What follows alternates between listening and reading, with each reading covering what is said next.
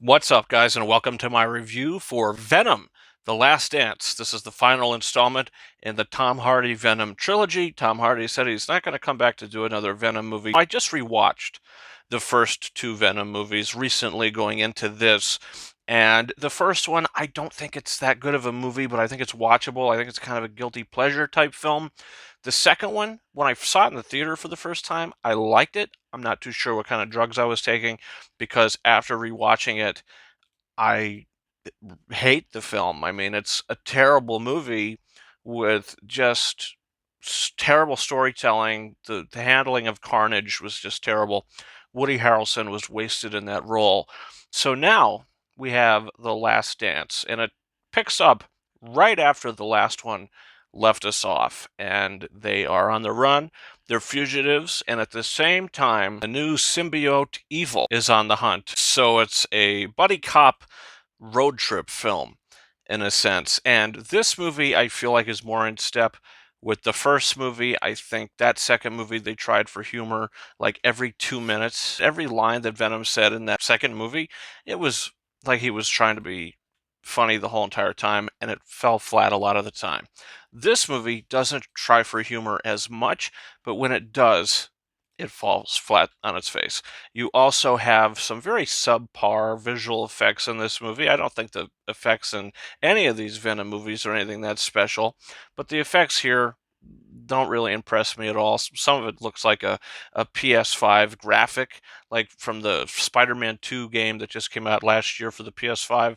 Towards the end of this movie, I thought I was watching cutscenes from the game blasted onto the movie theater screen. Tom Hardy's good as well. He's getting a paycheck, but you want to know what? It's the relationship between Venom and Eddie Brock that is what you care about in these movies. And I will tell you this, they do cap it off very nicely.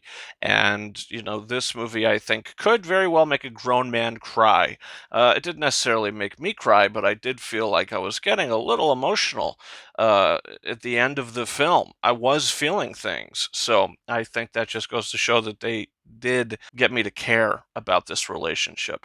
Now, the first hour and 15 minutes, first hour and 10 minutes of this movie, because I would say it's only about 90 minutes without credits. The end credits to this movie are ridiculously long, and honestly, the credit scenes I think are very throwaway.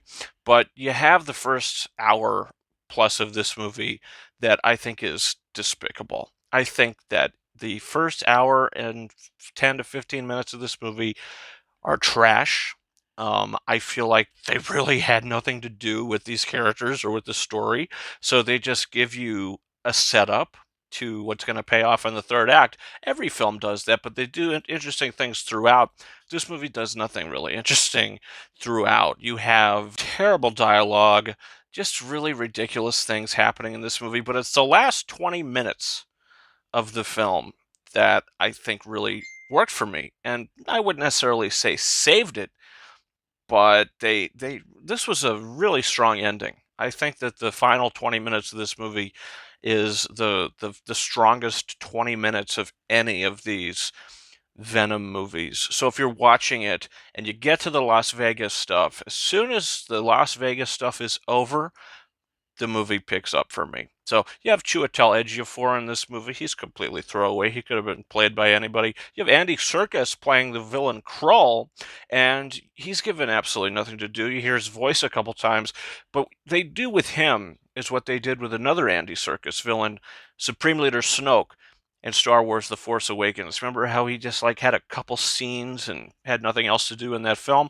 Well, Snoke had more to do in The Force Awakens than Krull had to do in this film. It's really more his henchmen symbiotes that are taking the screen time. So if I'm going to get over the first two acts of this movie, which are absolutely abysmal, I think that the third act does really pick up, and I don't think this is a good movie overall, but at the same time, I don't think any of these movies are good movies overall, but I would say it's watchable simply because of the ending. So I'm gonna give Venom: The Last Dance 2.5 out of 5 stars.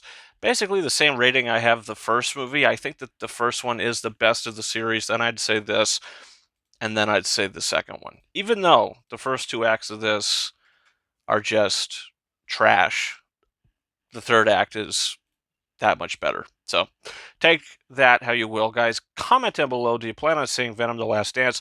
Also, don't forget to hit that subscribe button. We got a bunch of reviews coming on this channel, including a review for Concave coming very soon, a bunch of other big award-type films coming out. And this has not been a very strong year for comic book films. The first two acts of this movie, I was like, wow, I'd rather watch Madam Web over this. Then it ended pretty strong, so it's like, okay, it's better than Madam Web.